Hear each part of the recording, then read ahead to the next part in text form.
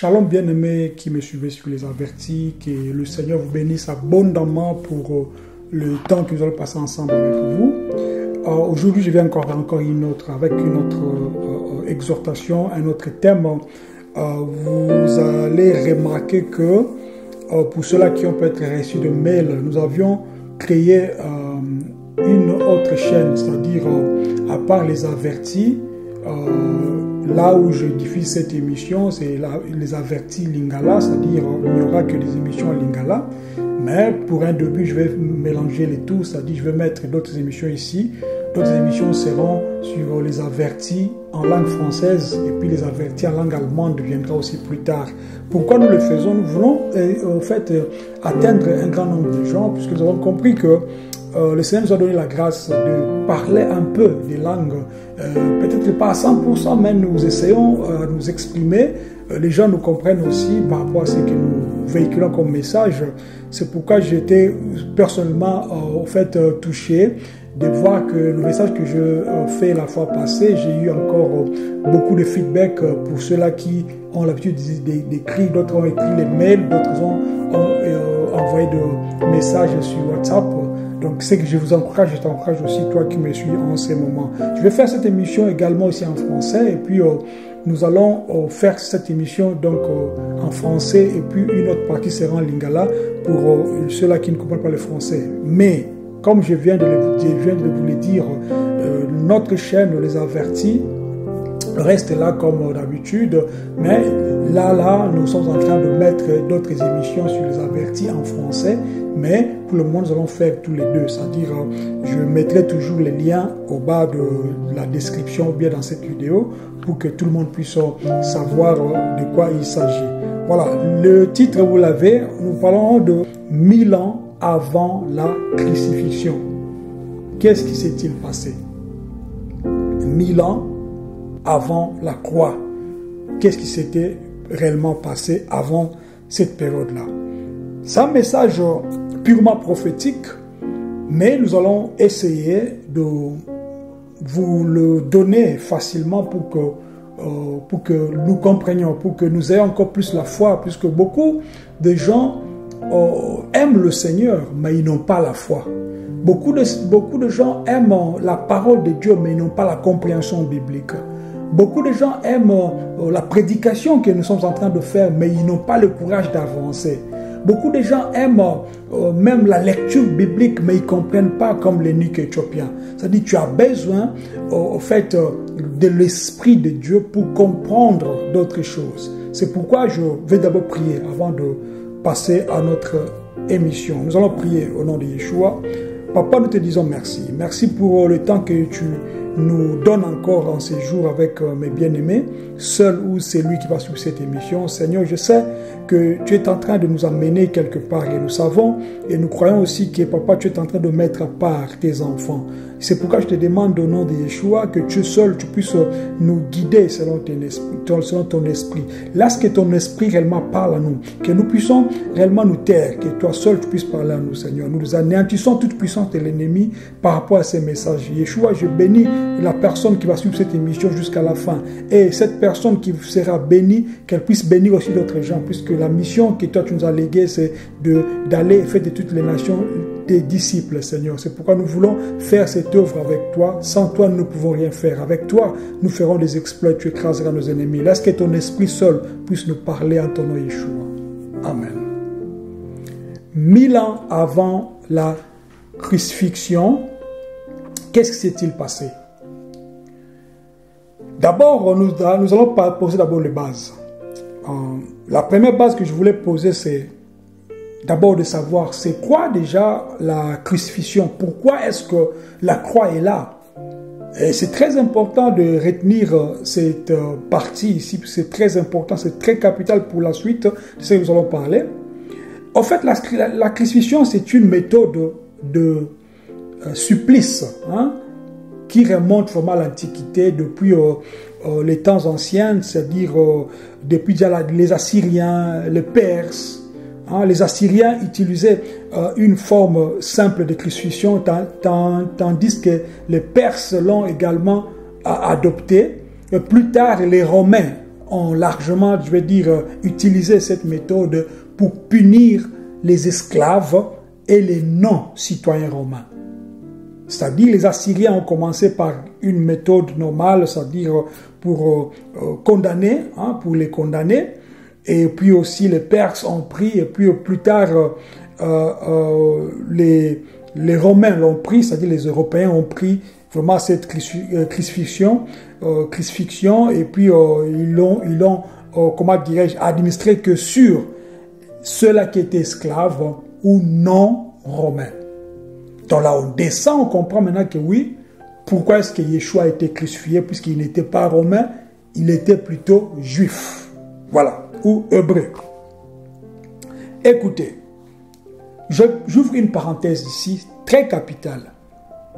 En fait, ce qui nous intéresse, nous, chrétiens, ou croyants, ou disciples de Yeshua, ce n'est pas la croix. Je répète, ce qui nous intéresse, nous, croyants, nous, disciples de Yeshua, dit Jésus-Christ, ce n'est pas la croix. Pourquoi? Parce que vous avez vu, en fait, la source de cette croix. La croix vient des Assyriens et de Perses. Et les Romains l'ont adoptée pour punir, n'est-ce pas, les esclaves et les non-romains. Maintenant, nous autres, ce qui nous intéresse plus, ce n'est pas le bois, la croix, mais c'est plus la crucifixion de Yeshua et surtout sa résurrection. C'est pourquoi, bien-aimés, vous qui n'êtes pas peut-être informés, la croix n'est pas un signe chrétien. La croix n'est pas un symbole chrétien. La croix, c'est un symbole païen. Mais sauf que cette croix que Yeshua a portée avait une autre importance et une autre signification. C'est pourquoi la Bible nous dit dans Galates chapitre 3, verset 13, que maudit soit celui qui est pendu plutôt au bois. Je vais lire ça. Galates chapitre 3, verset 13. Hamashiach, Christ, nous a rachetés de la malédiction de la loi, étant devenu malédiction pour nous, car il est écrit, maudit quiconque est pendu au bois. Donc, Yeshua, en prenant notre corps humain, sa mission dernière était d'aller à la croix avec cette nature de notre corps. Mais ce corps étant le corps humain, mais sauf que son corps était un corps sans péché. C'est-à-dire Yeshua, pendant qu'il était sur la terre, il n'a pas péché. Mais il a fallu que ce corps qui n'a jamais péché puisse, n'est-ce pas, monter à la croix et porter la malédiction de toute l'humanité, et que cette chair puisse être crucifiée, et que cette chair puisse servir, n'est-ce pas, de sacrifice ultime, afin que le Créateur Yahweh puisse, n'est-ce pas, nous pardonner, et les gens qui étaient présents et les générations futures, c'est-à-dire nous autres. Donc, la croix ne représente pas le signe chrétien.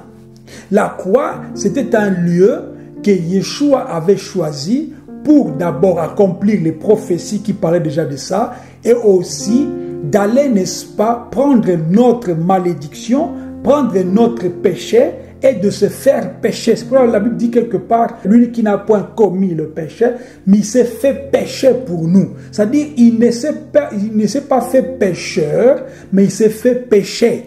Il y a une différence. Comme je l'ai dit, la croix, ce n'est pas ce qui nous intéresse, mais c'est la crucifixion, c'est-à-dire l'acte de la croix que Yeshua a pris ou bien a eu. Comme aussi, même le pardon du péché, ce n'est pas puisque Yeshua était devenu pécheur, mais Yeshua est devenu, n'est-ce pas, péché. Il a porté nos fardeaux, il a porté notre malédiction, afin que nous ayons la bénédiction. Il a porté notre péché, afin que nous ayons le pardon de nos péchés. Il a porté nos iniquités, afin que nous ayons la rédemption. Ok? C'est-à-dire, ceux-là qui mettent la croix dans leurs églises, peut-être ils ne comprennent pas, mais ils ne sont pas informés. Oui, la Bible nous parle de la croix, mais Yeshua n'est pas sur la croix. Même lorsque je mets ces miniatures devant vous que vous voyez, il y a le peintre qui a bien dessiné pour faire montrer, pour nous montrer comment à peu près c'est ce qui s'était passé, n'est-ce pas, au mont de Golgotha. Il a mis donc un dessin là avec une personne à la croix représentant Yeshua et aussi ceux-là qui étaient à côté, c'est-à-dire les sacrificateurs et puis aussi donc des disciples, puis d'autres femmes, en l'occurrence donc la mère ou bien Marie, celle qui a porté, n'est-ce pas, la sémence. Et alors, c'est une image en fait, ok?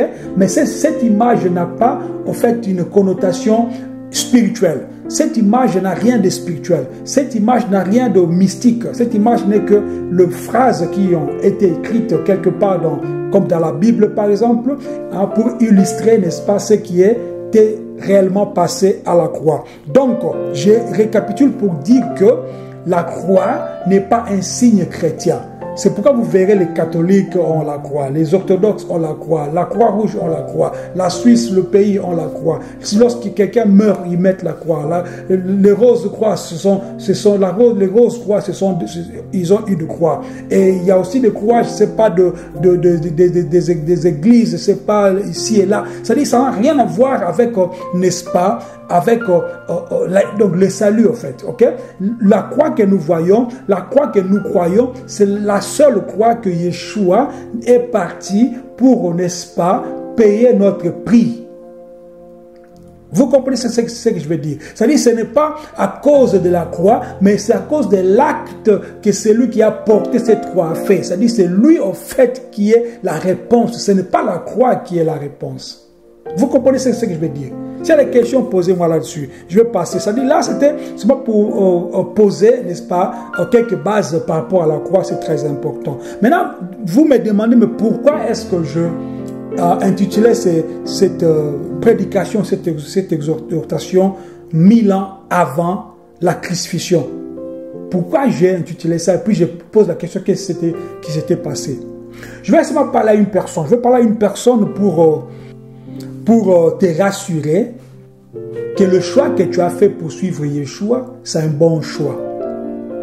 Le choix que tu as fait pour suivre le chemin, puisque beaucoup de gens parlent, beaucoup de gens ils pensent qu'ils sont tellement intelligents, ils sont tellement, instruits, ils parlent de choses qu'ils ne maîtrisent pas. Aucun homme donc, sur cette terre n'a vécu 1000 ans avant nous. Il n'y en a pas. C'est pourquoi j'ai mis d'abord les chiffres 1000, puisque je sais qu'il n'y a pas de gens qui ont vécu donc 900 ans à notre époque.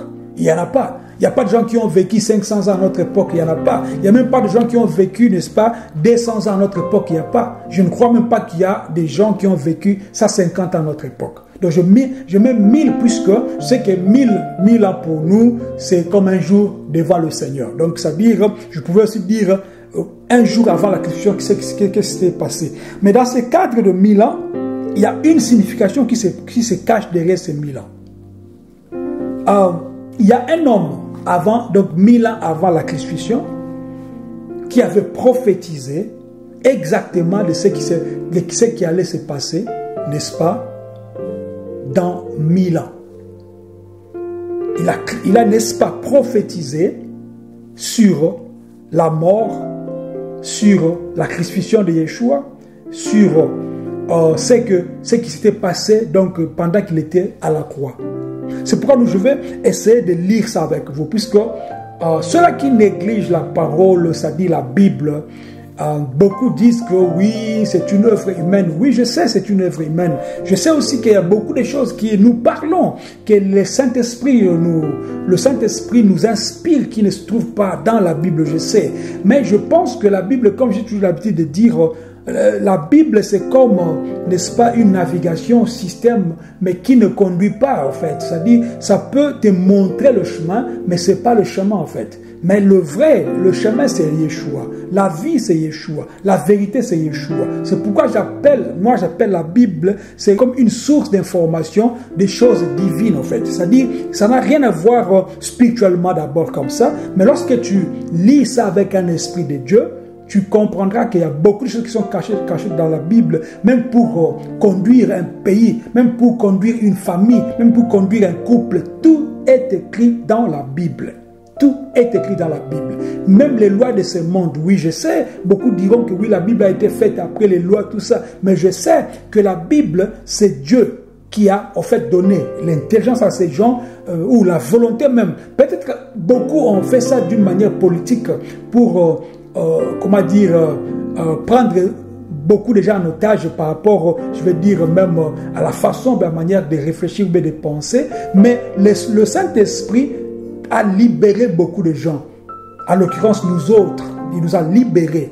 Puisque lorsque tu restes confiné dans un système donné et tu crois que le système que tu es en train de vivre ou que tu es en train, n'est-ce pas, de faire avec, c'est un bon système, c'est là qui te rend, ou bien qui te rendra, n'est-ce pas, quelqu'un qui n'a pas compris. Puisque si tu es sauvé, tu dois sortir de ce système. Tu vas comprendre des choses donc d'une manière personnelle, c'est-à-dire spirituellement, par rapport à ce que tu comprenais avant. C'est pourquoi j'évite que beaucoup qui nous suivent deviennent des religieux. Tu dois être spirituel, quelqu'un qui croit en la parole de Dieu, et beaucoup de gens qui pensent qu'il y a d'autres chemins qui mènent au ciel à part le chemin de Yeshua. Ça, c'est Dieu qui peut vous répondre. Mais c'est que moi je sais que la Bible nous donne des informations, mais l'Esprit de Dieu nous ajoute d'autres informations, comme lui-même Yeshua avait dit, je m'en vais et je vous enverrai le Saint-Esprit, c'est lui qui vous enseignera, n'est-ce pas, dans toute vérité. C'est pourquoi il est capital de comprendre que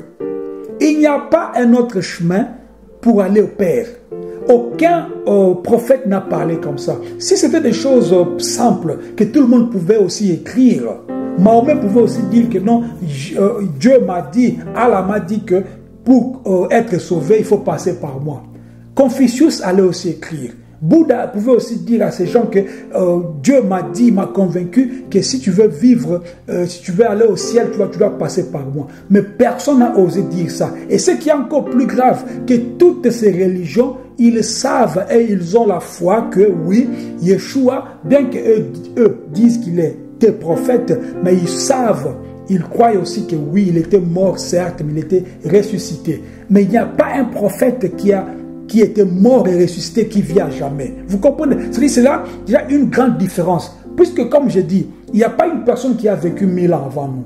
Ou bien, qui a dit, pendant que tu es en train de m'écouter, ou bien moi, pendant que je suis en train de te parler, aucun homme sur cette terre n'a vécu 200 ans avant. C'est-à-dire les choses qui se sont passées 200 ans avant nous, nous avons des informations et nous pouvons nous fier à ces informations. Mais nous n'aurons pas la totalité des informations si nous ne sommes pas attachés à l'esprit. Pourquoi? Parce que c'est l'esprit qui remplit en fait notre intelligence. Vous comprenez? Donc, je voulais dire seulement que Yeshua est le chemin, la vérité et la vie. Pourquoi le chemin? Puisque nul ne peut aller au Père que sans passer par lui. Pourquoi? Donc, la vérité. Il n'y a pas de vérité en dehors de lui. Les gens de ce monde peuvent venir avec des messages, c'est pas de mindset, des messages de motivation, tout ça. Mais personne ne peut venir avec un message pour te dire que non, il peut te garantir la vie éternelle. C'est pourquoi il est le chemin, la vérité, et c'est lui qui donne la vie éternelle. Ok? C'est très important de comprendre ces choses. Donc je disais ici que 1000 ans avant, il y a une personne qui a parlé de ça. Et cela nous montre la force de la parole de Dieu. Cela c'est l'une des preuves aussi pour dire que ce qui est écrit dans la Bible, ce ne sont pas des imaginations. Parce que sinon, on allait trouver beaucoup d'incohérences. Mais lorsque tu lis la Bible, tu vois que c'est une suite logique.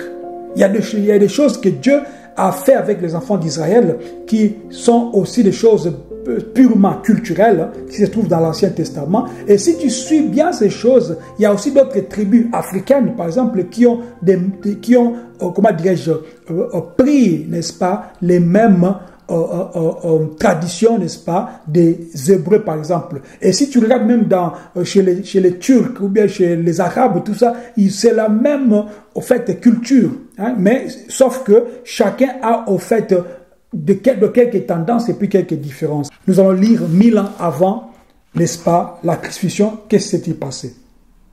Nous sommes dans le livre de Psaume chapitre 22. Chapitre 22, je commence par le verset 1. Je vais lire ça rapidement. Au chef des chantres, sur biche de l'aurore, psaume de David. Point. Il commence. Mon Dieu, pourquoi m'as-tu abandonné? Et t'éloignes-tu sans me secourir, sans écouter mes plaintes? Mon Dieu, j'écris le jour et tu ne réponds pas, la nuit et je n'ai point de repos. Pourtant tu es le Saint, tu sièges au milieu des louanges d'Israël. En toi s'est confié nos pères. Il s'est confié et tu les délivrais. Et tu les délivrais. Ils criaient à toi et ils étaient sauvés. Il s'est confié en toi et il n'était point confus. Et moi, je suis un ver et non un homme, l'opprobre des hommes et le méprisé du peuple. Tous ceux qui me voient se moquent de moi. Il ouvre la bouche, secoue la tête.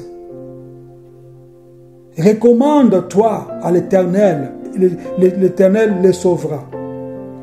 Il les délivrera puisqu'il aime. Oui, tu m'as fait sortir du sein maternel. Tu m'as mis en sûreté sur le mamelle de ma mère. De le sein maternel, j'ai été sous ta garde.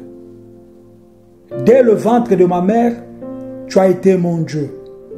Ne t'éloigne pas de moi quand la détresse est proche, quand personne ne vient à mon secours. De nombreux taureaux sont autour de moi. Des taureaux de bassin m'environnent.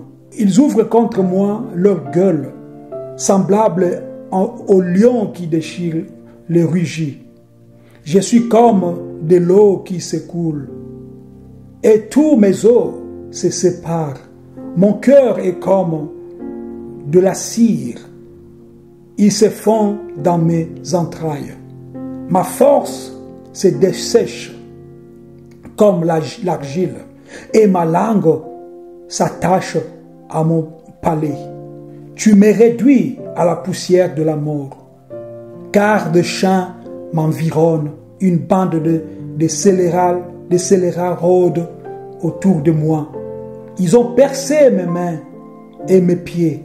Je pourrais compter tous mes os. Eux, ils observent et ils me regardent. Ils se partagent mes vêtements. Ils tirent au sort ma tunique. Et toi, l'Éternel, ne t'éloigne pas. Toi qui es ma force, viens en hâte à mon secours. Protège mon âme contre les glaives, ma vie contre le pouvoir de chien. Sauve-moi de la gueule du lion. Délivre-moi de cornes de buffle. Je publierai ton nom parmi mes frères. Je te célébrerai au milieu de l'assemblée. Vous qui craignez l'Éternel, louez-le. Vous tous, postérité de Jacob, glorifiez-le. Tremblez devant lui, vous tous, postérité d'Israël. Car il n'a ni mépris ni dédain pour des peines du misérable. Il ne lui cache point de sa face, mais l'écoute quand il crie à lui. Je m'arrête d'abord là. Je reprends le verset, Psaume 22, 17. Je pourrais compter mes os, eux, ils observent, ils me regardent. 18. Ils se partagent mes vêtements, ils tirent au sort ma tunique. Donc, il parle là de ce qui s'est passé, n'est-ce pas, à la croix de Golgotha. Maintenant, voyez le verset 1. Mon Dieu, pourquoi m'as-tu abandonné? C'est-à-dire Psaume 22, 1. La partie C. Mon Dieu, pourquoi m'as-tu abandonné? Comme je disais, c'est-à-dire, ces messages, lorsque David avait eu, moi je vais dire, cette prophétie, c'était 1000 ans avant l'avènement de Yeshua. Exactement 1000 ans. C'est-à-dire, c'est une préfigure vraiment de manière frappante les événements de la passion de Yeshua. C'est vraiment quelque chose. Le jour où j'avais lu donc cette partie des psaumes, je conclus directement que David n'était pas seulement un roi, c'était un prophète au fait. C'est-à-dire, la crucifixion de Yeshua HaMashiach, c'était déjà préparé, je veux dire, dans l'omniscience de Dieu, comme vous le savez, sa mission était comme ça. Mais prendre 1000 ans avant lui, qu'une personne de sa lignée, c'est-à-dire David, parce que David est le grand arrière-grand-père d'un grand-parent, je veux dire, de Joseph, qui était le père adoptif à Yeshua. C'est lui, au fait, qui donne cette, je vais dire, me préfigure de la passion, n'est-ce pas, donc des événements de la passion de Yeshua. Ces mêmes paroles, maintenant je vais essayer un peu de décortiquer. Donc je prends encore une fois Psaume 22 pour essayer un peu de décortiquer, de faire le parallélisme avec la Nouvelle Alliance, bien le Nouveau Testament. Psaume chapitre 22, verset 1. Mon Dieu, pourquoi m'as-tu abandonné? Ces mêmes paroles est reprise, n'est-ce pas, par Yeshua sur la croix en Matthieu chapitre 27, verset 46 et en Marc chapitre 15, verset 34. Donc, soulignant le sentiment d'abandon qui ressenti par Yeshua lorsqu'il portait, n'est-ce pas, le monde, donc qu'il portait, je vais dire, le péché du monde. Beaucoup de gens me posent cette question même à d'autres. Mais si Yeshua était Dieu, mais pourquoi est-ce que vous pouvez dire encore, mon Dieu, pourquoi m'as-tu abandonné? C'est ça que vous ne comprenez pas. Yeshua étant humain, il avait la plénitude de Dieu en lui, en fait. Son corps avait, beaucoup diront, 100% homme, 100% Dieu. Mais il était vraiment Dieu fait chair. Ok? Maintenant, lorsqu'il part à la croix, ce n'est pas Dieu qui part à la croix avec lui, c'est seulement cette chair-là. Maintenant, il fallait que l'Esprit de Dieu sorte de cette chair pour que la chair reste, n'est-ce pas, vraiment une chair sans l'Esprit de Dieu. C'est ça l'abandon que la chair ressentait. Puisqu'il faut savoir qu'en réalité, dans l'homme, c'est l'Esprit. Lorsqu'une personne même veut mourir, il va sentir sa mort donc venir. C'est comme ça. Mais Yeshua, à la croix, lorsqu'il parlait de ces choses-là, il disait, maintenant il y avait un combat dans son corps. Il a fallu que la partie Dieu puisse sortir de son corps pour qu'il reste humain 100%. C'est-à-dire à la croix, pour devenir malédiction, il a fallu que l'Esprit de Dieu sorte dans dans son corps pour que lui reste réellement pécheur, ou bien non pas pécheur, péché et malédiction. Parce que sinon il n'y a pas de cohérence si Dieu reste en lui et qu'il soit pécheur. Nous savons que la présence de Dieu en nous, c'est au fait la sainteté, c'est ça qui nous rend saints et purs. C'est-à-dire si Dieu est en nous, nous sommes purs. Donc si Dieu est en dehors de nous, nous sommes sales. Il a fallu maintenant que Dieu sorte, n'est-ce pas, de son corps pour qu'il devienne péché ou qu'il devienne malédiction. C'est ça, au fait, ce qui s'était passé, n'est-ce pas, à la croix. Psaume 22, 1 a dit cela. Matthieu 27, 46, Yeshua reprend exactement le même mot qui montre, comme je dis, le sentiment de la séparation d'avec Dieu. Donc, qu'est-ce que David avait prophétisé déjà. Maintenant, on parle la partie de le moquerie des spectateurs. Vous savez que même lorsqu'il disait Élie, Élie, beaucoup qui étaient là, ils disaient, oh, regarde, il commence maintenant à évoquer Élie. Parce qu'ils ne savaient pas. Il ne comprenait pas ce qui s'est passé. Or, pendant qu'il était à la croix, il était parti pour sauver même ceux-là qui étaient spectateurs, qui se moquaient de lui. Ok? C'est pourquoi il dira même, Père, pardonne-leur car ils ne savent pas ce qu'ils font. puisqu'il a fallu que ces gens, comment dirais-je, reçoivent le pardon de Yeshua directement pour qu'ils puissent entrer aussi dans le processus, puisque nous autres qui sommes venus après, ou je vais dire des années plus tard, 2000 ans plus tard, ou bien 1900 quelques plus tard, donc nous avons eu la chance maintenant de la grâce d'entrer dans le processus sans pour autant passer par le chemin ou bien sur le chemin de moqueurs. Ok? Dans le moquerie des spectateurs, Psaume chapitre 22, versets 7 à 8. La Bible dit, David dit, tous ceux qui me voient se moquent de moi, ils ouvrent la bouche, secouent la tête. Qu'est-ce qu'ils disent?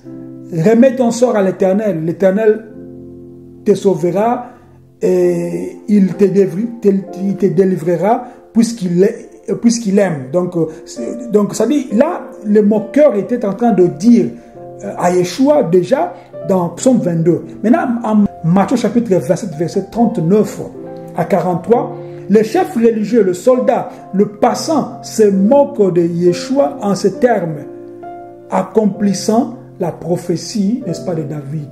Il disait par exemple, mais il a sauvé beaucoup de gens, pourquoi il ne peut pas se sauver? Pourquoi il ne peut pas se sauver seul? Il a guéri beaucoup de gens, pourquoi il est maintenant à la croix? Pourquoi il ne peut pas quitter la croix pour venir? C'est-à-dire, il se moquait de lui, ça même, la concordance avec Psaume chapitre 22, c'est fort, c'est fort. Maintenant, je passe directement les souffrances physiques. David a parlé de souffrances physiques, David a parlé de ça. Je vous ai dit qu'au début, ce message était un message prophétique. Très important, retenez mal l'essentiel, très important. Psaume chapitre 22, versets 14 à 15. Là, c'est pour parler de la souffrance physique. Je suis comme de l'eau qui s'écoule, et tous mes os se disloquent. Mon palais ou ma langue est sec comme un tenson. Ma langue est attachée à mon palais. Tu me réduis à la poussière de la mort. Jean chapitre 19, verset 28, Yeshua dit sur la croix, j'ai soif. J'ai soif. Ça dit, écoutez, je ne sais pas combien de heures, 6 heures ou 9 heures du temps depuis qu'il portait la croix, depuis qu'on les tabassait, depuis que le soleil était sur lui. Vous savez que Jérusalem ou bien Israël dans l'ensemble ou bien Palestine, c'est comme en Afrique. Il fait très chaud aussi. Maintenant là, Yeshua, il dit « J'ai soif » dans Jean chapitre 19, verset 28. J'ai soif. C'est une condition, donc typiquement, la question est donc, c'est-à-dire, il était déshydraté au fait. Il n'avait plus, c'est-à-dire, il ne pouvait plus parler. C'est-à-dire, j'ai soif. Donnez-moi à boire, j'ai soif. Il a extrêmement besoin de boire quelque chose. Donc, il était vraiment déshydraté, comme je disais. Maintenant, je saute les mains et les pieds percés. Exactement ce que David avait dit dans Psaume chapitre 22, verset 16. Il dit ceci. Ils ont percé mes mains et mes pieds. Et dans Jean chapitre 20, verset 25 à 27, Thomas demande à voir les trous dans les mains de Yeshua pour croire qu'il est réellement ressuscité. Thomas, confirmant que ses mains et pieds avaient été percés lors de la crucifixion. Yeshua montra. Comme vous savez, il a été donc percé toutes les deux mains et tous les deux pieds. Maintenant, ce qui a attiré vraiment mon attention lorsque j'avais lu ceci, Psaume chapitre 22, verset 18.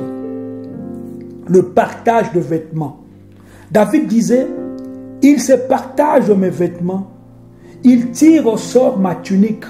Puisqu'on pouvait dire que tout ce qui s'était passé jusque-là, c'était une prophétie, comme Jésus étant Dieu, tout ce qui s'était passé avant, il était dans la préscience, donc il ne faisait que répéter ce qui s'était déjà passé dans la préscience. Là, on pouvait dire, on accorde tout cela à lui seul. Mais ici, Le partage de vêtements, ce n'est pas Yeshua qui le fait, mais ces gens qui sont au bas de la croix.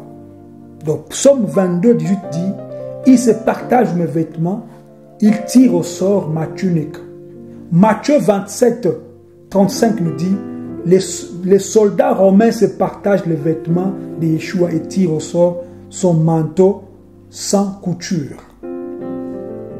Donc, nous comprenons ici que David qui a vécu 1000 ans avant Yeshua, et Yeshua, il vient après, c'est-à-dire la prophétie de David confirme 1000 ans avant ce qui allait se passer, et ça se passe exactement tel que David l'avait dit. C'est pour dire que oui, l'histoire de Dieu là, c'est pas de la blague. Qu'on ne vous mente pas que non, vous savez, dans la psychologie, vous savez, c'est pas dans la métaphysique, non. Ici, nous sommes en train de parler d'une histoire qui s'est réellement passée. Pour vous dire, vous montrer la véracité de la Bible. La Bible, certes, n'est pas complète, mais la Bible a suffisamment de réponses qui pourront vous aider à faire le pas vers Yeshua, et lui, par son esprit, va, n'est-ce pas, vous donner ce qui manque.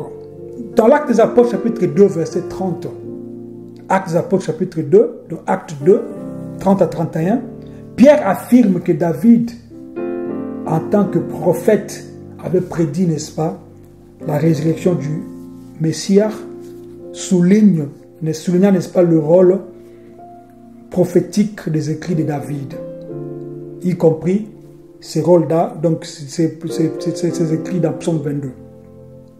Pour conclure, en fait, le plan divin était comme ça, que Dieu voulait passer son message par ses serviteurs, et que ceux-là qui avaient l'esprit de Dieu pouvaient comprendre des choses avant même que ces choses n'arrivent. C'est pourquoi des gens comme Siméon, ils avaient déjà la prophétie, ils savaient, et aussi beaucoup de prophètes aussi à ces moments, à ces temps, ils savaient, Abraham savait que Yeshua allait arriver. C'est pourquoi il est important ici de comprendre seulement que tout ce qui s'est passé dans la vie de Yeshua, c'est tellement clair et puis cohérent que ça nous donne, nous autres qui le suivons, la force et aussi la foi encore pour nous attacher encore plus, pour dire que nous sommes en train, nous avons fait, je veux dire, un bon choix. On n'a pas suivi une personne qui est offerte mortelle, une personne qui est, comment dirais-je, qui vit dans le péché, une personne qui se dit, comment dire, prophète, mais il a des femmes par-ci, par-là, une personne qui se dit docteur, mais il vole. Non, c'est-à-dire nous avons cru à un Dieu qui s'est déjà fait homme pour nous racheter, afin que nous soyons réellement semblables à lui. Et aujourd'hui, nous sommes fiers de dire que nous sommes enfants de Dieu par cette mort de la croix. 1000 ans avant Yeshua, c'est ce qui s'était passé, et ça nous montre encore une fois pour dire que la parole de Dieu est réelle, véritable. Mais la parole seule ne peut pas t'amener loin en fait, bien-aimé. Il faudrait y ajouter l'esprit.